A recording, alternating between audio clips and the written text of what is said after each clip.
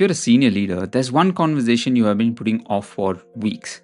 The high performer who stopped performing, the peer who takes credit in the meetings, the team member you know has mentally checked out, and every day you wait, it costs you money, momentum, and the respect of everyone watching you. You're not avoiding it because you don't know what to say, you're avoiding it because you know the moment it starts, it can go sideways in 30 seconds.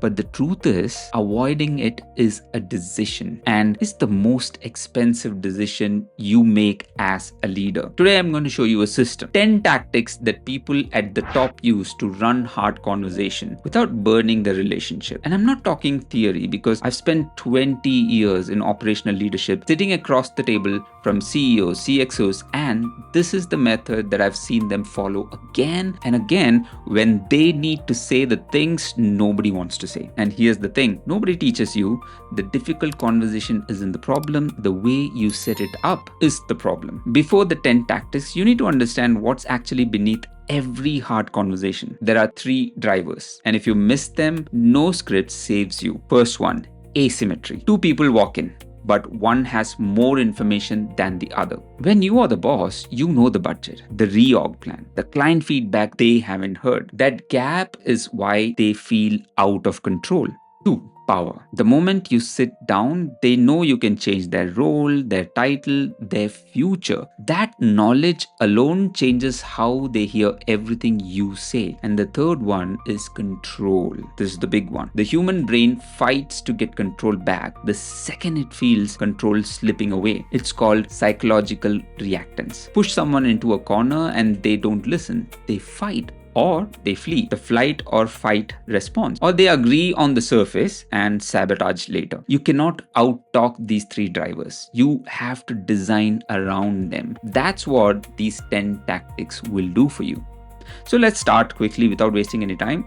First tactic, schedule it, never spring it. The biggest mistake I see leaders make is the ambush. They grab someone after a meeting or in a corridor and start a quick chat that's actually a difficult conversation. Here's what's happening in the other person's head. I have no time to think, no idea what's coming, and my control is gone. Their brain immediately goes into the defense mode. And the defense mode means the conversation is over before it started. So schedule it 3 to 5 days in advance if possible, and do 2 more things most people get wrong. First one is, don't do it when everybody's brain is already running hot. Do it in the evening or at the end of the week when people are a little bit more relaxed. And then the second one, if you can get out of the office, take them for a coffee, take them for a walk. There is something about the 4 walls and a desk that makes hard conversation harder. The other person deserves time to prepare, because a prepared person is a person you can actually have a real conversation with. Tactic 2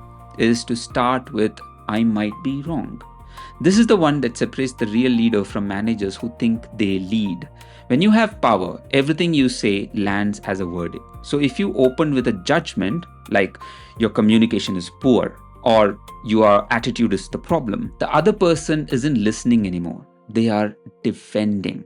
Start with the assumption that you might be wrong, not as a trick, genuinely, because here's the thing, you often are wrong. You are seeing the output, not the process. You are seeing the missed deadlines, not the block dependency that caused it. So instead of saying you missed 3 timelines last week, this is unacceptable, you say, I've noticed the last 3 timelines slipped.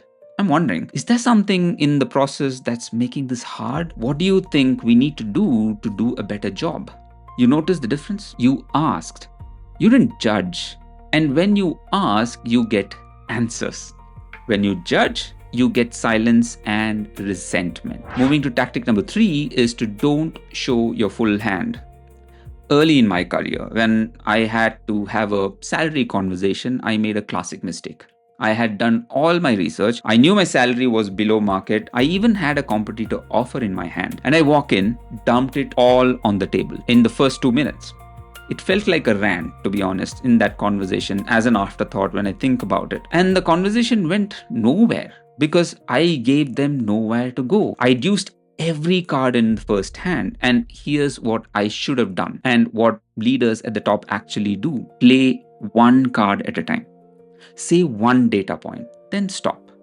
let them react, see how they respond, then play the second card, then the third. Keep a few cards up your sleeve, especially the trump card. You bring out the big one only when you need it at the end. And again, the point is only if you need it. You cannot win a negotiation by emptying your pocket. You have to sequence it. Then the tactic number 4 is to ask questions, don't make statements. Statements are acquisitions dressed up as feedback. For example, you never listen to my ideas in meeting. That's not a feedback. That's a grenade. And the second it lands, the other person's brain says, control is slipping, and they come back swinging. So convert the statement into a question. Instead of, you never listen, try, in the last 3 meetings, we discussed these ideas and they haven't been implemented. Is there something in the process we should look at? Or do you see a change we should make? That's an open-ended question. It invites their perspective. It says, I'm not here to sentence you. I'm here to solve this with you. Here's the leadership rule. Your statements feel like commands. Your questions feel like partnership on the other hand. Right? And people run through walls for a leader who treats them like a partner. Tactic number 5, name the discomfort upfront. This one is actually very simple, but I see most leaders skip it because it feels awkward. When you have a difficult feedback or a conversation, start by saying it out loud. You can say something like, this is not going to be an easy conversation. That's it. About 6 words. But here's what it does. The part of the brain that produces fear and anxiety is running the show for the other person before you say a word to them. When you name the discomfort, you calm that part of the brain. You're saying, I know this is hard, we are doing it anyway, and that's okay. Don't do the thing where you talk about the weather for about 10 minutes and then land the bad news at the end. That's a betrayal and people feel it. Label it first. This is going to be a difficult conversation. Then have the conversation. It's slightly easier for both you and them because you've already told the truth about what this is. So moving on to tactic number 6, know what you will negotiate and what you won't. Before you walk into any hard conversation, you need to know your line in the sand. What are you willing to flex on and what's non-negotiable? For a leader, this is even more critical because you are negotiating on behalf of more than yourself. You're negotiating, say, headcount or scope, timeline, budget. Some of those you can move. You can be flexible about. Some you cannot. It could be because of a client commitment or a safety standard or your own value which you are not willing to compromise on. If you walk in without knowing your own boundaries, you will get manipulated. You will agree to things in the moment to make the discomfort stop and you will regret it later on. So before the conversation, write it down. And I mean actually write it down. Say something like, I will not move on this. I can flex on these 3 things. Clarity before the conversation is the difference between a leader and a pushover. So moving on to tactic number 7 is listen to what they are not saying. The fact is that people rarely tell you the real objection. They tell you a polite version of it. You ask for a budget approval and your CFO says, the budget is tight right now.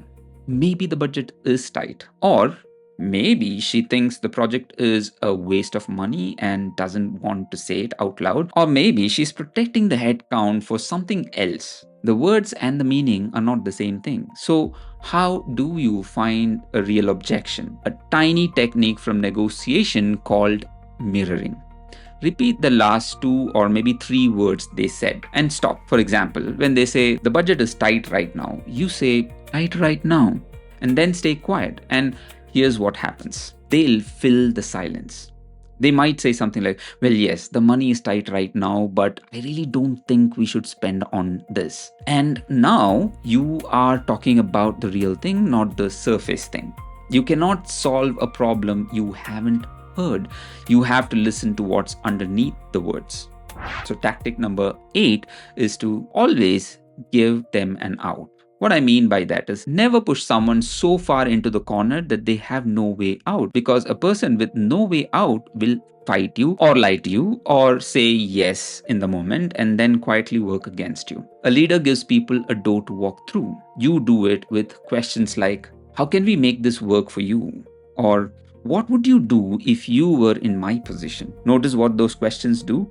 They hand control back. You're saying, I haven't decided this for you, I'm asking. Your question matters, and the moment the person feels like even a little bit of a control, the fight goes out of the room. They start solving the problem with you instead of against you. You cannot drag someone to a conclusion they feel was forced on them. You have to let them walk there themselves.